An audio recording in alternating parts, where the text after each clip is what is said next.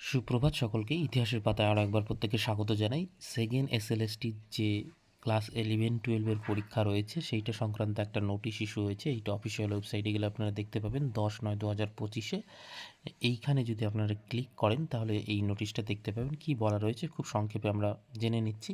আর আমাদের সঙ্গে যুক্ত হতে চাইলে কমেন্ট সেকশনে লিঙ্ক দেওয়া থাকলো, সেখানে গিয়ে যুক্ত হতে পারেন যে কোনো আপডেটের জন্য। এবার দেখুন, এখানে কিন্তু নতুন তেমন কিছুই বলা নেই, জাস্ট এইখানে দেখুন, this is to notify all concern that the reporting time for all candidates who will appear on 14/9/2025 for the second SLS test teacher for class level 11-12 is 10 AM, অর্থাৎ রিপোর্টিং টাইম 10 AM, যেটা 11 AM admit কার্ডে লেখা রয়েছে সেটাকে ignore করতে বলা হচ্ছে এবং সেইটা 10টা করা হচ্ছে। এটা হচ্ছে প্রথম কথা।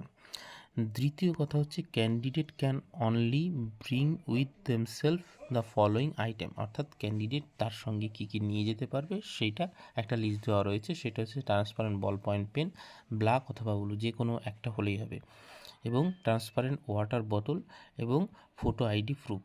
এবার as mention in the admit card, অর্থাৎ অ্যাডমিট কার্ডে যেগুলো মেনশন রয়েছে সেগুলো আমি অলরেডি ইতিপূর্বে বলেও দিয়েছি, এবং অবশ্যই অ্যাডমিট কার্ড তো আপনাদের নিতেই হবে। তো এই কটা জিনিস আপনি সঙ্গে নিয়ে নিতে পারবেন, এবং একটা ট্রান্সপারেন্ট ফোল্ডার বা আপনি পেন, রুল বক্স যেটা দেখা যায় পরপর, সেগুলোও কিন্তু অ্যালাউ করছে। এখানে কিন্তু সেটাই লেখা রয়েছে। তো আর বিষয় হচ্ছে যে যাদের মানে ফটো, যেসব ক্যান্ডিডেটের পরিষ্কার আসেনি বা মিসিং রয়েছে, তারা অবশ্যই একটা মানে আপনার ভোটার বা আধার কার্ডের জেরক্স নিয়ে যাবেন সঙ্গে, যেটা ইতিপূর্বে বলা রয়েছে, এবং সেই জেরক্সটা সেলফ অ্যাটেস্টেড হিসেবে ওখানে জমা দিতে হবে, কারণ আপনার যদি ফটো এবং সিগনেচারে কোনো সমস্যা থাকে।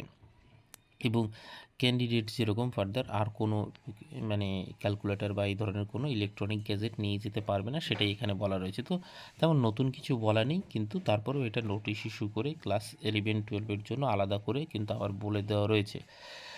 এবং যদিও খুব একটা মানে কারোরই সমস্যা হবে না, কোনো রকম কোনো মানে বাধাবিঘ্ন আসবে না, কারণ যথেষ্ট মানে সেন্টারগুলো হেল্পফুল, এবং সেখানে সবাইকে নির্দেশ দেওয়া রয়েছে যে প্রত্যেকে যেন পরীক্ষাটা সুষ্ঠুভাবে দিতে পারে।